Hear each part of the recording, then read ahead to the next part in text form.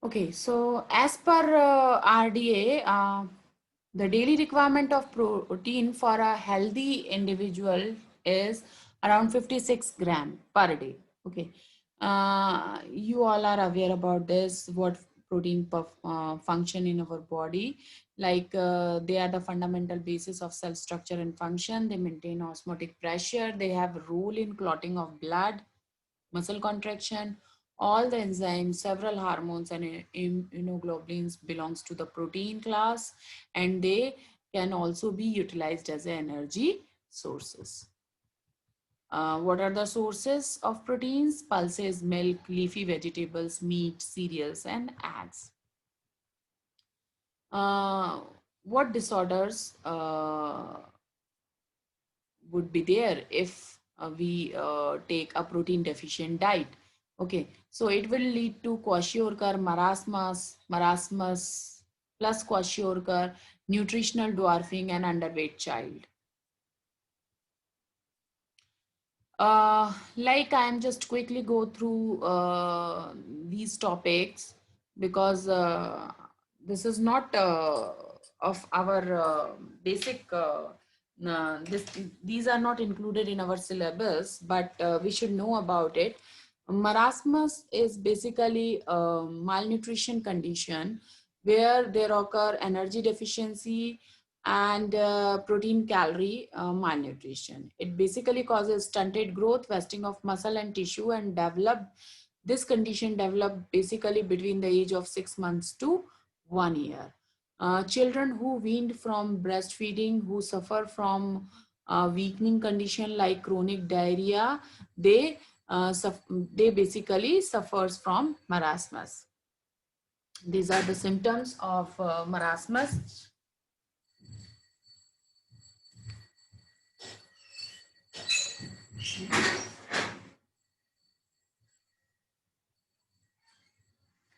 Okay, so basically, severe growth retardation, loss of subcutaneous fat, severe muscle wasting, child looks thin and limp, and wrinkled skin, bony prominence, frequent watery diarrhea, acid stools, temperature is abnormal, and edema. Basically, in marasmus, edema is absent. Okay. And coming to the next disorder due to protein deficiency, it is kwashiorkor. Basically, it is wet protein energy malnutrition because here the along with insufficient protein consumption, various other nutrient deficiency is also there in the child. It appears usually at the age of 12 months when breastfeeding is discontinued. This is the typical case of kwashiorkor, where skin changes in skin pigment, diarrhea, decreased muscle mass, swelling. Okay. In marasmus, there is no edema, but in kwashiorkor, edema is seen. Edema, fatigue, hair changes, lethargy, increased or more severe infection due to damaged immune system, failure to gain weight, and proper growth. Okay, proper growth also affected in this situation. These are the common symptoms of kwashiorkor. What should people do to treat these disorder? Basically, they can be resolved if proper diet uh, is given to the children. Okay, resolving life-threatening conditions, basically it is done by hospital management, and nutritional status can be suffices by dietary management. And rehabilitation can bring back the child to the normal growth condition. Basically, in hospital, conditions like hypothermia, hypoglycemia, infection, dehydration, electrolyte imbalance, anemia, vitamins and mineral deficiency taken care of. And we can provide a sufficient diet uh, from staple foods which are inexpensive, easily digestible, and evenly distributed. And we can give a number of servings. Okay, we can increase the number of servings to such children's. to manage their diet. And rehabilitation includes like nutrition training for mothers. You can know well, you can very well aware about ASHA and Anganwadi Karyakarta, which are doing good work in India to just train the mothers how to feed children or how to taken care of their children using sufficient amount of good nutritious food. Okay, so these all these all come under the treatment regimen of treatment regimen of um, protein related disorders. And this can also be combat by promotion the breastfeeding, development of low cost weaning, nutritional education, family planning, immunization, and early diagnosis and treatment of the disorders. Fibers, the complex carbohydrates that are not digested by the human enzymes, are collectively referred to as a dietary fibers. Soluble fibers actually mostly found in fruits and legumes, and insoluble fibers uh, are present in vegetables and grains.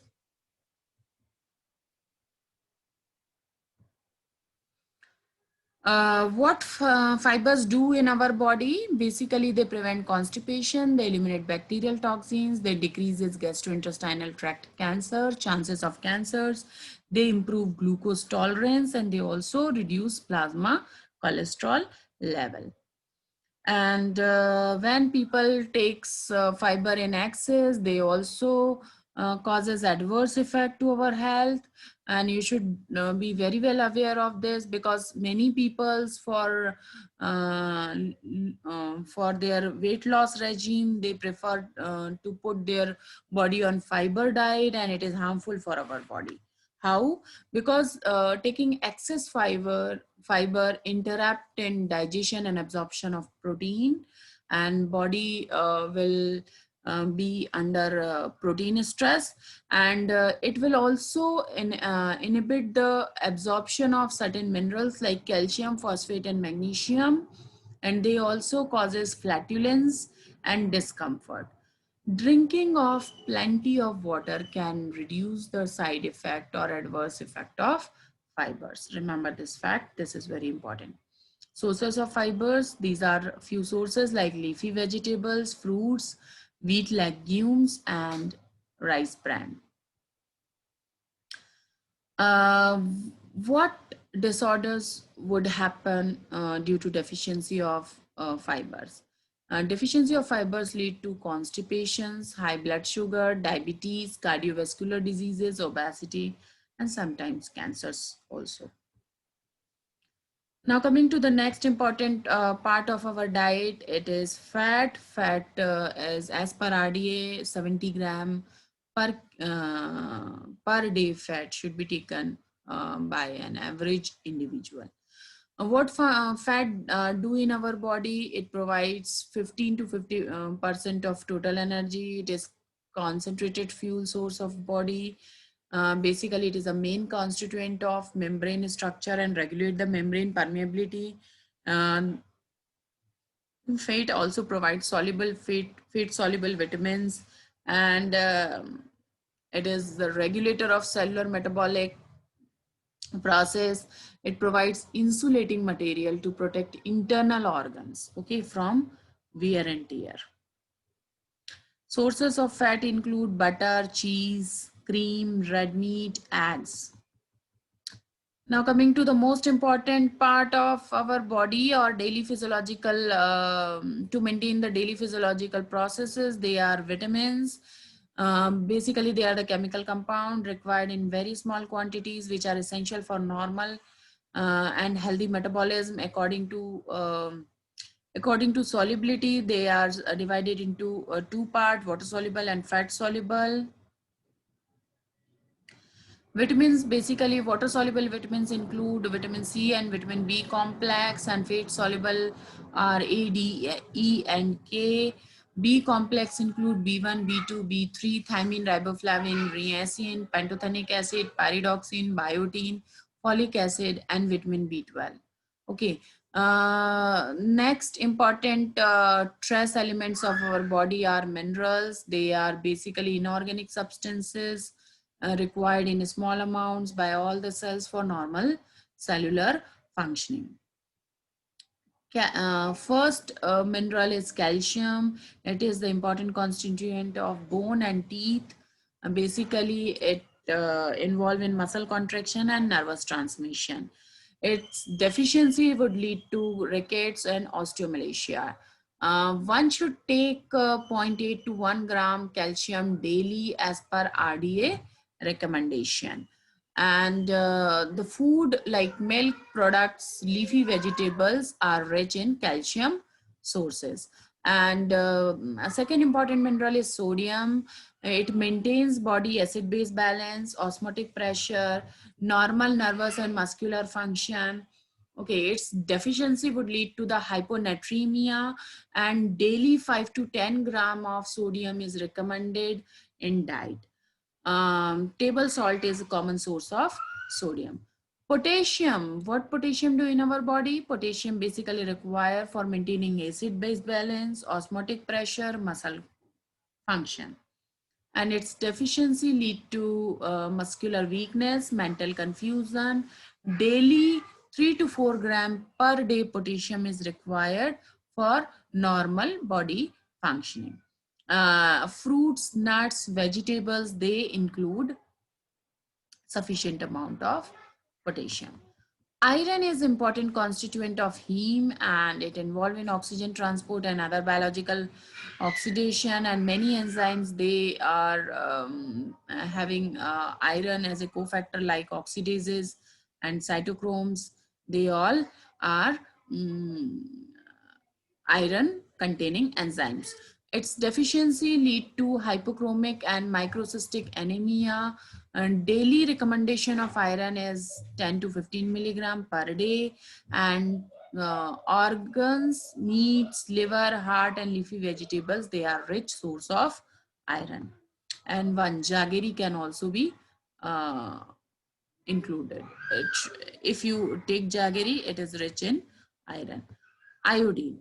Iodine basically is important constituent of thyroxine hormone, triiodothyronine, and its deficiency lead to cretinism. And here the spelling of cretinism is wrong. Please correct it. Cretinism and goiter, myxedema is basically occur due to a deficiency of iodine. 150 to 200 microgram of iodine per day should be taken by a regular, by an average individual as per recommendation. Iodized salt and seafood, they are rich source of iodine. If we talk about goiter, everybody know about it. Patients with iodine deficiency most commonly suffer with goiter. Basically, symptoms of goiter includes hoarseness, shortness of breath, cough, dysphagia. Cretinism is extreme manifestation of iodine deficiency. It can be, correct definition of cretinism is this. It can be divided into neurologic and myxedematous subtype. Both condition can be prevented by adequate maternal and childhood iodine intake. Iodine deficiency can be completely cured if individual takes sufficient amount of iodine in his her diet.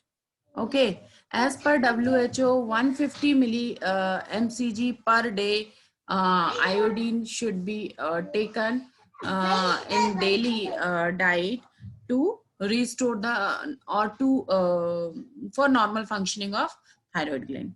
Consultation with an endocrinologist should be considered when the etiology of thyroid abnormalities is unclear. And thyroidectomy indicated for patient with compressive symptoms of large goiter. If the goiter or enlargement of this thyroid gland from throat is beyond the treatment limit, thyroidectomy is recommended by doctor to just surgically remove the thyroid gland. And um, and then such a patient who underwent thyroidectomy is basically recommended lifelong intake of thyroid hormone, okay, in the form of thyroxine. So these are few facts about the iodine deficiency, and for prevention, one should take iodized salt in his her diet. And the next important constituent is copper. Basically, cytochrome C, it is important constituent of certain enzyme like cytochrome C oxidase, catalase, tyrosinase, and it helps in iron transportation in the body. And its deficiency leads to anemia and Menkes disease. Daily recommendation of copper is 2 to 3 milligram per day. And organ meat, cereals, leafy vegetables, they are rich source of copper. Water. What is the abundant constituent of human body? Almost 60% of body weight is water. And water basically provide a moist environment and aqueous condition for metabolism. Moistening of food for swallowing is basically important. And regular and water also helps to maintain normal body temperature. And it is a major constituent of blood and other tissue fluid, and helps in the transportation of various um, nutrients in the body. It also helps in dilution of waste product and detoxification processes in the body. And it also provide medium for excretion of waste product, okay, like urine and uh, feces. So these are the further here the concept of basic or balanced diet is completed. And here's are two references. You can refer Satyanarayana or Ross and Wilson book to further look into the detailed part of balanced diet. And if you have any question, you can ask.